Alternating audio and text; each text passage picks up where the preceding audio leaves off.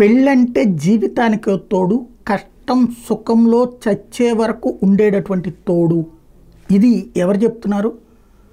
అర్చకులో, బ్రాహ్మణులో, లేకపోతే కనుక సంప్రదాయవాదులు కాదు, సుప్రీంకోర్టు చెప్తోంది. ఆ పెళ్ళికి దూరం కావడం అంటే మనిషి జీవితానికి అతిపెద్ద లోటు అన్నటువంటి పాయింట్. ఇవాళ పెళ్ళిళ్ళు అక్కర్లేదు, పెళ్ళిళ్ళు లేకుండా పిల్లల్ని ఎవరినైనా పెంచుకుందాం, పెంచుకోవడం కూడా ఒక తోడే. ఆ తోడు చట్టబద్ధమైనటువంటి తోడే పెళ్ళి. పెళ్ళిళ్ళు వద్దనుకునేటటువంటి లేదా పెళ్ళిళ్ళు ఆలస్యం చేసుకునేటటువంటి యువతరానికి ఈ తీర్పు ఒక సజీవమైనటువంటి సాక్ష్యం. అయితే ఈ తీర్పు పెళ్ళిళ్ళ కోసం ఇవ్వలేదు. ఒక మనిషి ఒక ప్రమాదం కారణంగా సఫర్ అయ్యింది. ఆ సఫర్ అవ్వడం వలన ఎదుగుదల ఆగిపోయింది. ఆగిపోవడం వలన ఇక ఆ అమ్మాయిని జీవితంలో ఇంకెవరు పెళ్లి చేసుకోరు.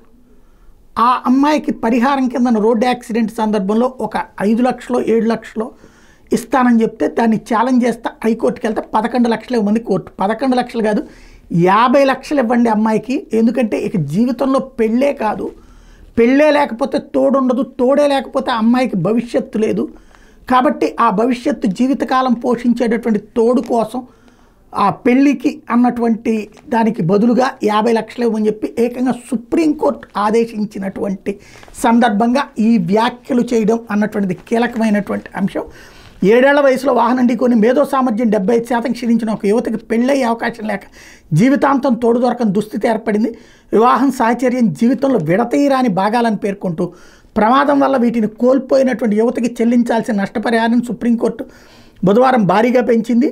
2009 జూన్లో 7 ఏళ్ల వయసులో ఉన్నప్పుడు ఈ బాలిక కుటుంబ సభ్యులతో కలిసి నడిచి వెళ్తుండగా ఆమె కారు ఢీకొట్టింది.